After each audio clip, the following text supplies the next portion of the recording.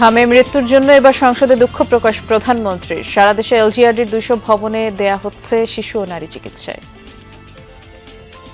দুঃখজনক, আমরা অনেকগুলো শিশুর প্রাণ ঝরে গিয়েছে, আমাদের মাঝে থেকে চলে গিয়েছে, বাট সামনে আমরা চেষ্টা করছি যাতে আমরা এই পুরো সিচুয়েশনটাকে ম্যানেজ করতে পারি, সেই ব্যবস্থা গ্রহণ করেছে সরকার।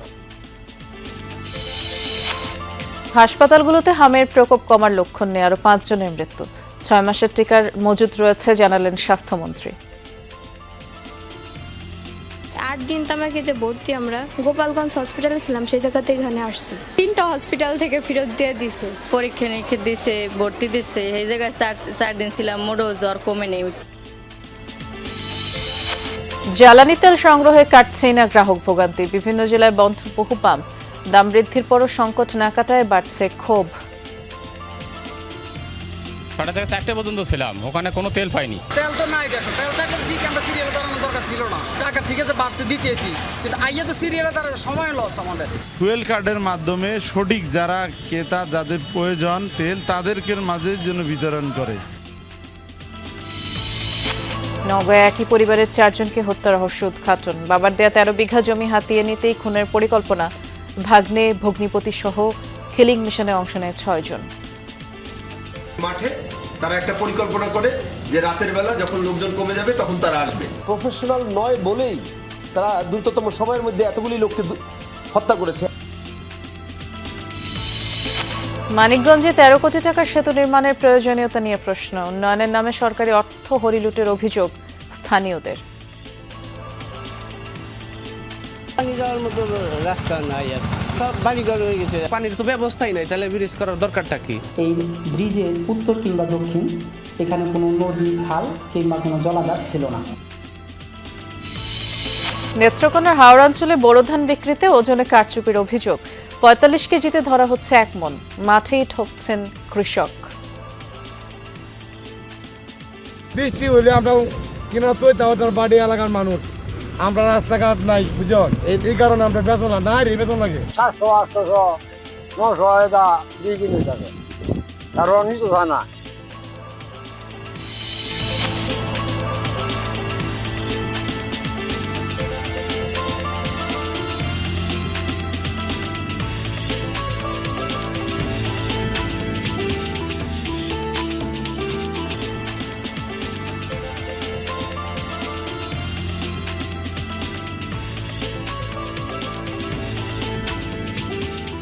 বিরতিহীন সংবাদ সারা দেশে আমন্ত্রণ জানাচ্ছি। নুসরাত বৃষ্টির সাথে আছি। শিরোনামগুলো শুনছিলেন।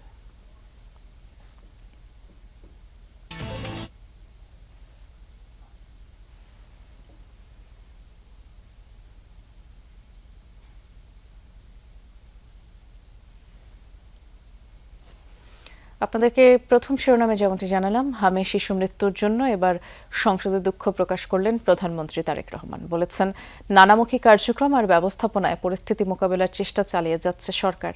2 কোটি শিশুকে হামের ভ্যাকসিন দেওয়ার পাশাপাশি পরীক্ষার কিট সংকট নিরসনে সরকারের কার্যক্রম সংসদে তুলে ধরেন তিনি। টিকার যথার্থ হওয়ার পরেও চিহ্নিত করতে রোগীদেরকে অপেক্ষা করতে হচ্ছে। এই ব্যবস্থা উত্তরণে খুব দ্রুত কোনো ব্যবস্থা নেওয়া হবে কিনা। গাজীপুর 4 আসনের সংসদ সদস্যের এই প্রশ্নের জবাবে হাম পরিস্থিতির জন্য দুঃখ প্রকাশ করেন প্রধানমন্ত্রী। দুঃখজনক, আমরা অনেকগুলো শিশুর প্রাণ ঝরে গিয়েছে, আমাদের মাঝে থেকে চলে গিয়েছে, বাট সামনে আমরা চেষ্টা করছি যাতে আমরা এই পুরো সিচুয়েশনটাকে ম্যানেজ করতে পারি, সেই ব্যবস্থা গ্রহণ করেছে সরকার। পরিস্থিতি মোকাবেলায় সরকারের উদ্যোগগুলো সংসদে তুলে ধরেন তারেক রহমান। প্রায় 2 কোটি শিশুকে এই হামের ভ্যাকসিনেশন আমরা দিব। টেস্ট করার যে কিটটি, এটির স্বল্পতা রয়েছে সঠিক, এটির ব্যাপারেও সরকার কাজ করছে। এর মধ্যে অনেক কিট এসে পৌঁছেছে, খুব সম্ভবত একটি কিট দিয়ে বোধহয় 3টি শিশুকে টেস্ট করা সম্ভব হয়। কিছু কিট এই মুহূর্তে খুব সম্ভবত ঢাকার কাস্টমসে আছে, এয়ারপোর্টে আছে, সেগুলো আমরা দ্রুত ছাড় করানোর ব্যবস্থা ইনশাল্লাহ। আরেক প্রশ্নের উত্তরে প্রধানমন্ত্রী তারেক রহমান জানান, 200 সরকারি বহুতল ভবন হাসপাতালে রূপান্তর করা হচ্ছে এ মাসের মধ্যেই। ইনশাল্লাহ এই মাসের মধ্যে এই প্রায় 200-র মতন বিল্ডিং, 200-র একটু কম হবে মাননীয় স্পিকার, এই বিল্ডিংগুলো আমরা স্বাস্থ্য মন্ত্রণালয়ের কাছে হস্তান্তর হয়ে যাবে, এর মধ্যে প্রসেসটা কমপ্লিট হয়ে যাবে এবং খুব দ্রুতই আগামী 2 থেকে মাস 2 ভিতরে এরকম ছোট ছোট মাতৃসদন ক্লিনিক সহ শিশু এবং নারীদের চিকিৎসার জন্য এই বিল্ডিংগুলোকে উপযোগী করে গড়ে তোলা হবে মাননীয় স্পিকার। কৃষিখাত নিয়ে করা তারকা চিহ্নিত ও সম্পূরক প্রশ্নের জবাবে প্রধানমন্ত্রী কৃষক কার্ডের আওতা পরিধি তুলে ধরেন। জানান, কৃষক কার্ড এমনভাবে করা হচ্ছে যেন প্রণোদনা পেতে কোনো চাষিকে কোথাও যেতে না হয়। আমরা কৃষক কার্ডে এমনভাবেই করার চেষ্টা করছি, অর্থাৎ ওই নির্দিষ্ট কৃষকের কি পরিমাণ জমি আছে, সে কি ফসল চাষ করে এবং তার জন্য কতটুকু কীটনাশক ওষুধ দরকার, কতটুকু তার সার দরকার, কতটুকু বীজ দরকার, সেটি ইনফরমেশন আমাদের কাছে থাকবে এবং তার এলাকায় ওই ইউনিয়নের মধ্যে যেটি আপনি উল্লেখ করেছেন সেই ইউনিয়নের মধ্যে মাননীয় স্পিকার আমরা যে সকল দোকানে এই জিনিসগুলো পাওয়া যাবে সেই দোকানে তার জন্য নির্দিষ্টভাবে বরাদ্দ থাকবে। প্রধানমন্ত্রী আরও জানান, জলবায়ু পরিবর্তনের প্রভাব মোকাবেলায় ক্লাইমেট স্মার্ট কৃষি বাস্তবায়নের পরিকল্পনা রয়েছে সরকারের। পতিত জমি আবাদে আনা ও জমির সর্বোত্তম ব্যবহার নিশ্চিতে ক্রপ জোনিং পদ্ধতি চালুর কথা জানান তারেক রহমান। বলেন, সিলেট অঞ্চল ও চরাঞ্চলের পতিত জমি চাষাবাদের আওতায় আনতে বিশেষ প্রকল্প চালু করতে যাচ্ছে সরকার। ক্লাইমেট স্মার্ট কৃষি বাস্তবায়ন করার পরিকল্পনা রয়েছে বর্তমান সরকারের। আখলাকুস সাফা, যমুনা নিউজ, ঢাকা। গেল 24 ঘন্টায় হামের উপসর্গ নিয়ে 5 জনের মৃত্যু হয়েছে বলে স্বাস্থ্য অধিদপ্তর জানিয়েছে। আরও জানানো হয়, সন্দেহজনক হাম রোগীর সংখ্যা 1229 জন এবং গত 15 মার্চ থেকে 22 এপ্রিল পর্যন্ত সন্দেহজনক হাম রোগীর সংখ্যা 27164 জন এবং এই সময় পর্যন্ত নিশ্চিত হামে 38 জনের মৃত্যু হয়েছে আর সন্দেহজনক হামে 190 জনের মৃত্যু হয়েছে। 24 ঘন্টায় নিশ্চিত হাম রোগীর সংখ্যা 129 জন। গত 15 মার্চ থেকে 22 এপ্রিল পর্যন্ত নিশ্চিত হাম রোগীর সংখ্যা 3934 জন। হামের প্রকোপ বিবেচনায় উচ্চমাত্রার জ্বর দেখলে আইসোলেশনে নেয়ার পরামর্শ দিচ্ছেন চিকিৎসকরা। উচ্চমাত্রার জ্বর, কাশি, ফুসকুড়ি, মুখে ঘা এমন সব উপসর্গ দেখলেই বাবা মায়েরা সন্তানদের নিয়ে হাসপাতালে ছুটছেন আর এখন শিশুদের পাশাপাশি বড়রাও হামে আক্রান্ত হচ্ছেন। মিটপুরে গেছি, সেই জায়গায় আমার পরীক্ষা নিরীক্ষা দিছে, ভর্তি দিছে, সেই জায়গায় 4 দিন ছিলাম, মোটেও জ্বর কমে নেই একটু। তারপরে এই জায়গায় পাঠাইছে, এই জায়গায় আসার পরে এখন একটু সুস্থ আছে। হঠাৎ শরীরে র্যাশ ওঠা শুরু করছে, র্যাশ ওঠার সাথে জ্বর, প্রচুর জ্বরই কমে না। 8 দিন তামাকে যে ভর্তি আমরা গোপালগঞ্জ হসপিটালে ছিলাম, সেই জায়গাতে এখানে আসছি। 3টা হসপিটাল থেকে ফেরত দিয়ে দিছে, পরে মিটপুর থেকে এখানে আসতে বলছে, পরে এখানে আসছে, পরে ওরা ভর্তি রাখছে। দেশে হাম ও উপসর্গ নিয়ে আক্রান্ত রোগীর সংখ্যা বাড়ছে। রাজশাহী মেডিকেলে 24 ঘন্টায় নতুন করে 25 জন রোগী ভর্তি হয়েছে, ছাড়পত্র দেওয়া হয়েছে 20 জনকে। রাজশাহী বিভাগ ছাড়াও বরিশাল, সিলেট, ময়মনসিংহ, খুলনা, চট্টগ্রাম বিভাগের বিভিন্ন হাসপাতালে হামের উপসর্গ নিয়ে রোগীর ভিড় রয়েছে। হামের জন্য খোলা বিশেষ ওয়ার্ডগুলোতেও ধারণ ক্ষমতার চেয়ে বাড়তি রোগী চিকিৎসা নিচ্ছে। এদিকে আজ তৃতীয় দিনের মতো বিশেষ ক্যাম্পেইনে দেশজুড়ে হামের টিকা দেওয়া হচ্ছে।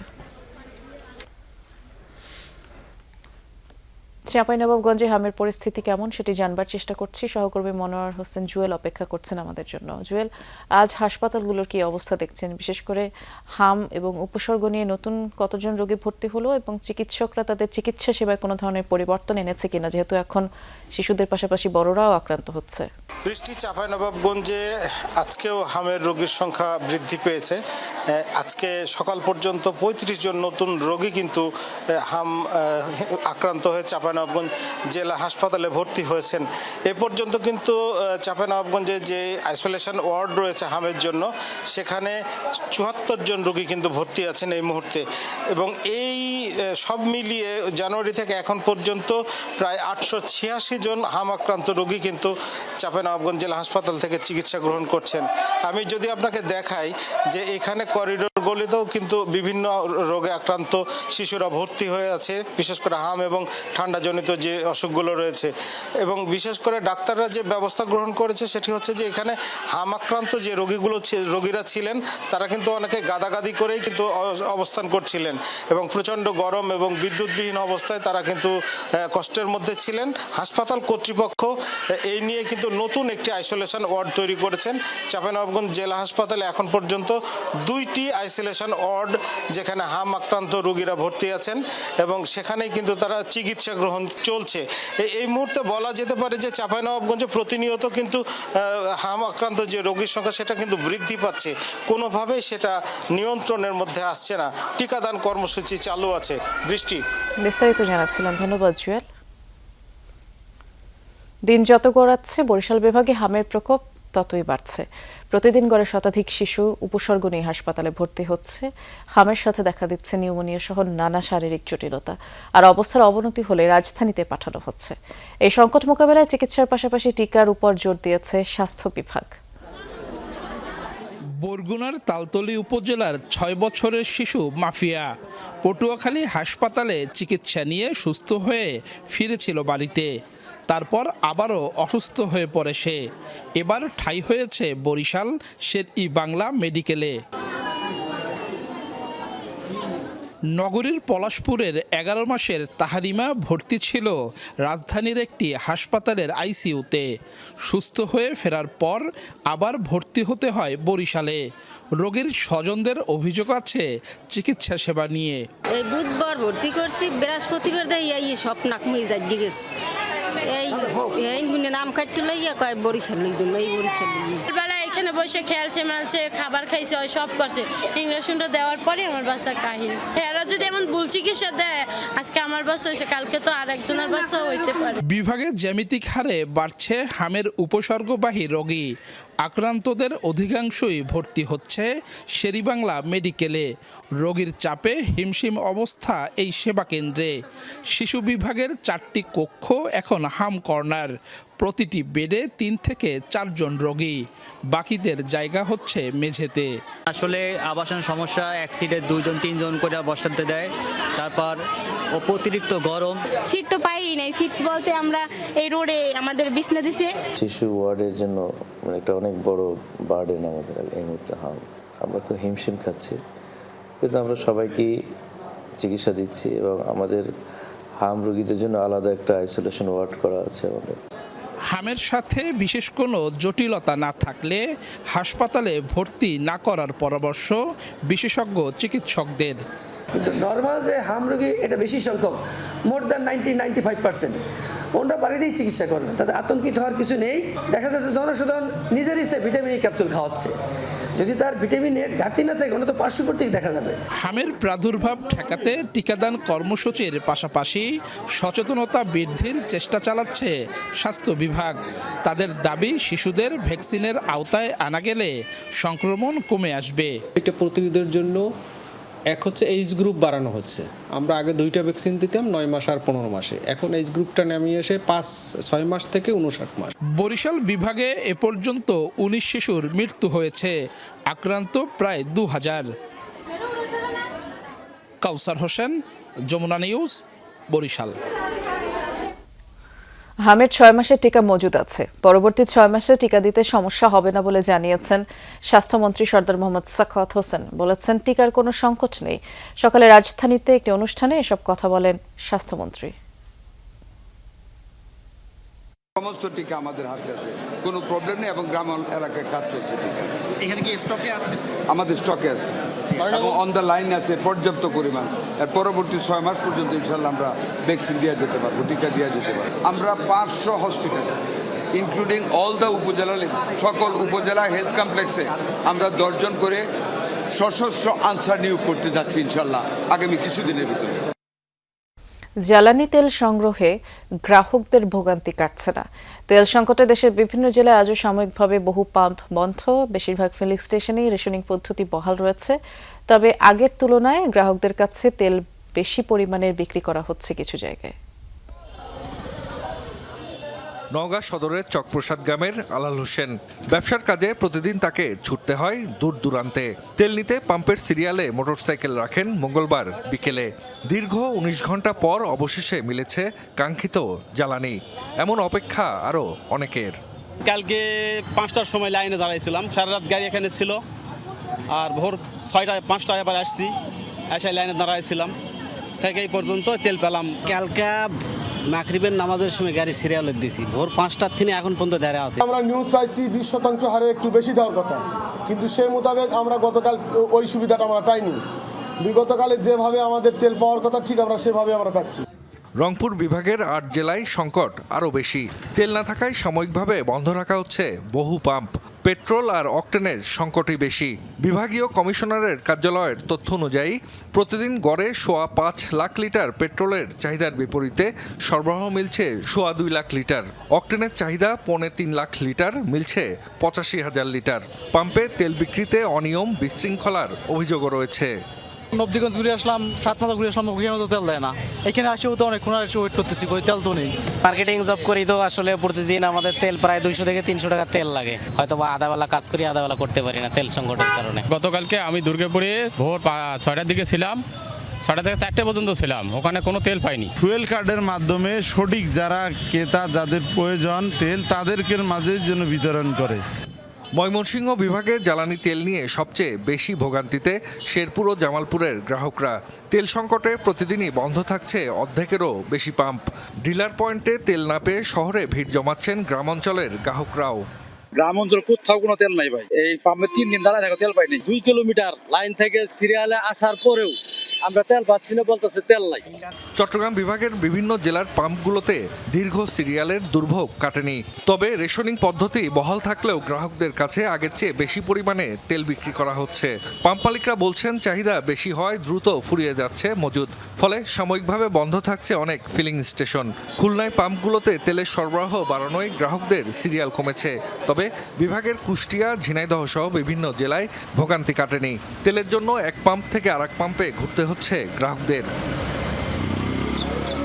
জ্বালানি তেলের অবৈধ মজুদ ও অতিরিক্ত দামে বিক্রি ঠেকাতে অভিযান অব্যাহত রয়েছে প্রশাসনের। জাহিদ হাসান, যমুনা নিউজ। এ পর্যায়ে আমরা ফেনী থেকে ঘুরে আসব। সেখানকার ফিলিং স্টেশনগুলোর কি চিত্র সেটি জানাবার জন্য সহকর্মী আরিফুর রহমান অপেক্ষা করছেন। আরিফ, যেহেতু এখন তেলের সরবরাহ কিছুটা বাড়ানো হয়েছে, গ্রাহকরা চাহিদা মতো তেল পাচ্ছে কিনা জানাবেন।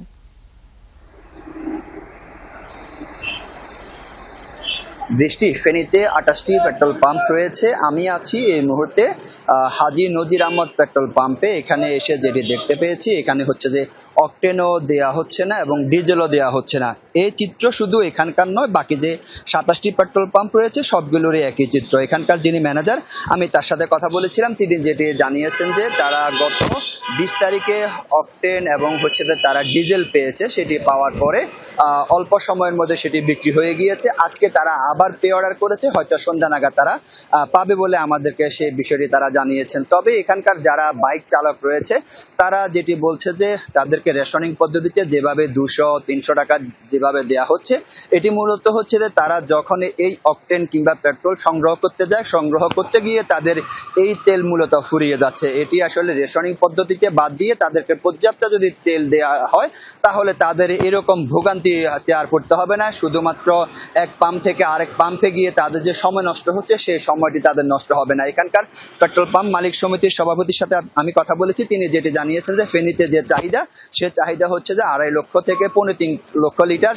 সে চাহিদা মোতাবেক তারা সেটি পাচ্ছে না। তবে কোনো কোনো পেট্রোল পাম্প আসলে যেটি বলছে সেটি হচ্ছে যে তাদেরকে আজকে থেকে কিছুটা যে সরবরাহের যে পরিমাণ সেটি কিন্তু বাড়ানো হয়েছে। তবে সে বাড়ানো হয়েছে, তবে সেটি কিন্তু এখনো তারা পায়নি। তবে তারা পাবেন বলে এরকম তারা আশা ব্যক্ত করছেন। অন্যদিকে হচ্ছে যে এখানকার যারা গাড়ি চালক কিংবা বাইক চালক রয়েছে তারা যেটি বলছে যে তাদের কিন্তু অবর্ণনীয় দুর্ভোগ পোহাতে হচ্ছে।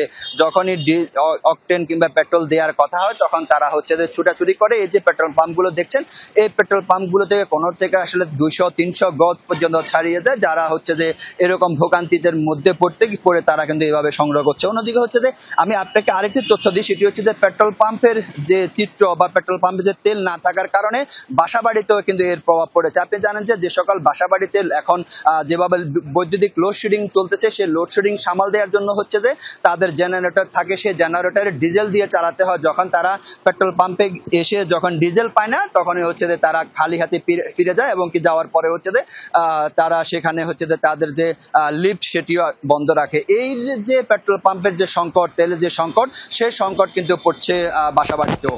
বৃষ্টি, শুনছিলাম। বিস্তারিত জানানোর জন্য ধন্যবাদ আরিফ। নওগাঁ একই পরিবারের 4 জনকে হত্যার রহস্য উদ্ঘাটনের দাবি করেছে পুলিশ। ভাইকে দেয়া বাবার 13 বিঘা জমি হাতিয়ে নিতেই বোন ভগ্নিপতিরা হত্যার পরিকল্পনা সাজায়। এ ঘটনায় গ্রেফতার করা হয়েছে ভাগ্নে সবুজ রানা। ভগ্নিপতি শহীদুল তার ছেলে শাহিনকে। জড়িত বাকিদের ধরতে অভিযান চালাচ্ছে আইন শৃঙ্খলা বাহিনী। ভাই বোন 6 জন, বাবার জমি 17 বিঘা।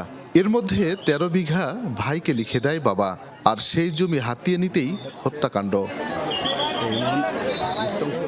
সোমবার রাতে বাহাদুরপুর গ্রামের হাবিবুর রহমান, তার স্ত্রী পপি সুলতানা ও তাদের 9 বছরের ছেলে পারভেজ এবং 3 বছরের মেয়ে সাদিয়া আক্তারকে গলা কেটে হত্যা করা হয়।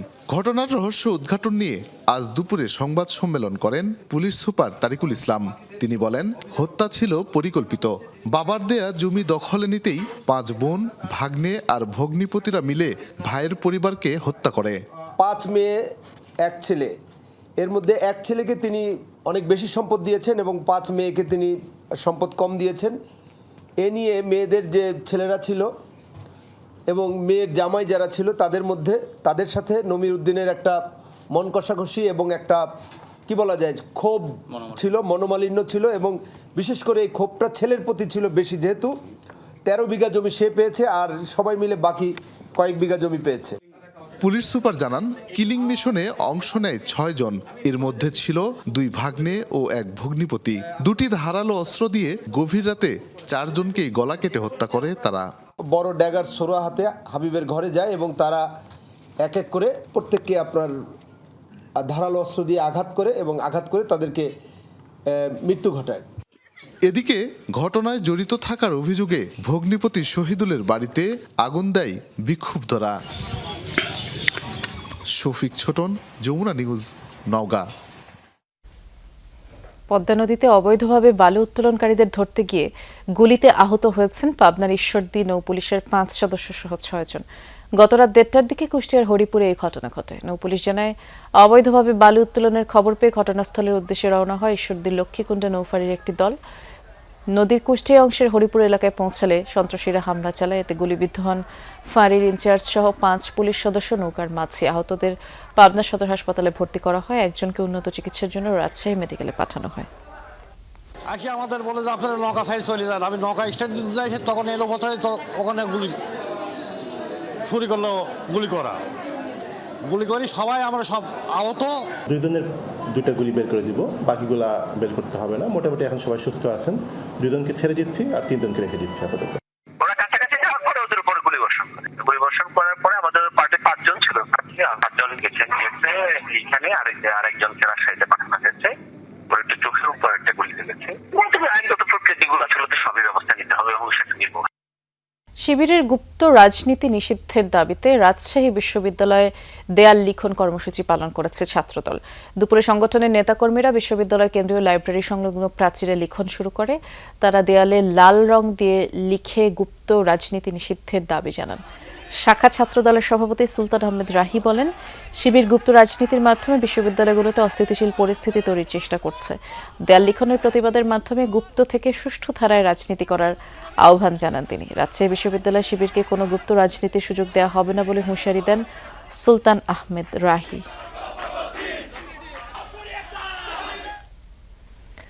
নদী নেই, খাল নেই, রেল ক্রসিংও নেই, এমনকি ইন্টার ক্রসিংও নেই সড়কে। তারপরও প্রায় 13.5 কোটি টাকা খরচে ঢাকা আরিচা মহাসড়কের নয়াডিঙ্গি বাসস্ট্যান্ড এলাকায় সেতু নির্মাণ করা হচ্ছে। কেন সরকারের এই অর্থ অপচয় তা স্থানীয়দের কাছে এক রহস্যই বটে। এলাকাবাসী বলছেন, পুরনো পরিকল্পনাতেই চলছে সরকারের টাকা হরিলুটের মহোৎসব। চারপাশে বসতবাড়ি, দোকানপাট, সড়কের পাশ দিয়ে শুকনো জমি, নেই কোনো খাল বা পানি প্রবাহের চিহ্ন। অথচ ঠিক এখানেই নির্মাণ হচ্ছে একটি সেতু। ঢাকা আরিচা মহাসড়কের নয়াডিঙ্গি বাসস্ট্যান্ড এলাকার এই প্রকল্প দেখে হতবাক স্থানীয়রা। একসময় 2 পাশের ফসলি জমির পানি নিষ্কাশন হতো এখান দিয়ে, কিন্তু এখন আশপাশের ব্যক্তি মালিকানাধীন জমি ভরাট করে গড়ে উঠেছে বসতবাড়ি সহ বিভিন্ন স্থাপনা। অথচ এখানেই প্রায় 13.5 কোটি টাকা খরচ করে নির্মাণ হচ্ছে একটি সেতু। স্থানীয়দের প্রশ্ন, বাস্তবতায় পানি না থাকলে সেতুর প্রয়োজনীয়তা কতটুকু? ব্রিজ আসলে বলে যখন ব্রিজ করতে হবে তার তো মানে নাই। আগে ব্রিজ ছিল, এখন বইরা কালভার্ট বানাইছি বা রাস্তা করেছি, এটা হলো পরিবর্তন। এই চকের পানিটা বেরো হইতো, আবার এখান দিয়ে ঢুকে এখানে ঢুকতো, ঠিক আছে। এখন তো সব বন্ধ হয়ে গেছে, পানির তো ব্যবস্থাই নাই, তাহলে ব্রিজ করার দরকারটা কি?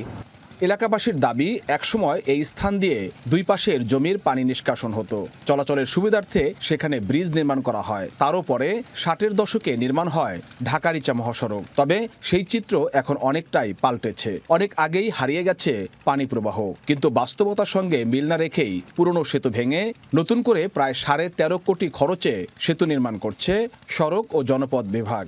এখন পানি যাওয়ার মতো রাস্তা নাই, আর সব বাড়িঘর হয়ে গেছে চারিদিকে। পাইলিং এর তো ব্যয়বহুল খরচ, এটা সবাই জানে। তো সেক্ষেত্রে আর পাইলিং করতে হতো না। সে অবস্থায় আপনার মাটি ভরাট করে খরচ অনেকটা কমে আনা যাইতো।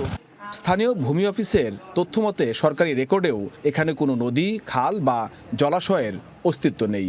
1958 হতে 1963 সাল পর্যন্ত এসি রেকর্ডের সময় কিংবা তার পরবর্তীতে সময়ে এই ব্রিজের উত্তর কিংবা দক্ষিণ এখানে কোনো নদী, খাল কিংবা কোনো জলাধার ছিল না। বর্তমান বাস্তবতার প্রেক্ষিতে ব্রিজের প্রয়োজনীয়তা অনেকটাই নাই বললেই চলে। তবে সড়ক ও জনপথ বিভাগের দাবি, কারিগরি টিমের মতামত অনুযায়ী পুরনো সেতু ভেঙে 4 লেনের উপযোগী নতুন সেতু নির্মাণ করা হচ্ছে। সরকারের নীতিমালা অনুসারে কোনো জায়গায় কোনো ব্রিজ থাকলে সেই এক্সিস্টিং চ্যানেলটাকে আমরা বন্ধ করতে পারি না। সড়ক ও জনপথ অধিদপ্তরের যে টেকনিক্যাল সাইট রয়েছে ব্রিজের জন্য, যারা সারা বাংলাদেশের ব্রিজের হেলথ মনিটরিং করে থাকে, ব্রিজ ডিজাইন করে থাকে, তাদের ওখান থেকে একটা রিকমেন্ডেশন এসেছে। প্রায় 29 মিটার দৈর্ঘ্যের এই সেতুর নির্মাণ কাজ অনুমোদন দেওয়া হয় 2025-26 অর্থ বছরে। চলতি বছরের মধ্যেই কাজ শেষ হওয়ার কথা রয়েছে। BM Khorshed, Jamuna news, Manikganj. হবিগঞ্জে আগুনে পুড়ে গেছে 9টি ব্যবসা প্রতিষ্ঠান। মঙ্গলবার রাতে বানিয়াচং উপজেলার বিথঙ্গ লাখড়া বাজারে এই ঘটনা। স্থানীয়রা জানায় সঞ্জিত রায়ের রেস্টুরেন্ট থেকে আগুনের সূত্রপাত। মসজিদের মাইকে আগুন লাগার ঘোষণা শুনে ফায়ার সার্ভিসে খবর দেয় স্থানীয়রা, তবে তাৎক্ষণিকভাবে ফায়ার সার্ভিস পৌঁছাতে পারেনি। 2 ঘন্টার চেষ্টায় আগুন নিয়ন্ত্রণে আনে এলাকাবাসী।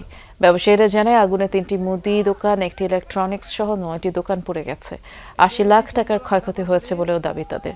ফায়ার সার্ভিস জানায় রাতে খবর পেলেও সরু রাস্তার কারণে তাৎক্ষণিকভাবে সেখানে পৌঁছানো সম্ভব হয়নি। নেত্রকোনার হাওড়াঞ্চলে বোরো ধান বিক্রিতে ওজনে কারচুপির অভিযোগ উঠেছে। 40-এর জায়গায় 45 কেজিতে মন ধরে ফরিয়ারা ধান কিনছেন। এতে করে মাঠেই কৃষকরা ঠকে যাচ্ছেন।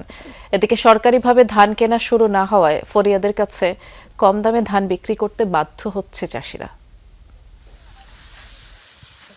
নেত্রকোনার হাওড়াঞ্চলে চলছে এখন বড় ধান কাটার মৌসুম। দিনরাত এক করে সোনালী ধান কাটছেন কৃষকরা। মাড়াই শেষে মাঠে বিক্রি হচ্ছে সেই ফসল, কিন্তু ধান বিক্রিতে ওজনে ঠকানো হচ্ছে কৃষকদের।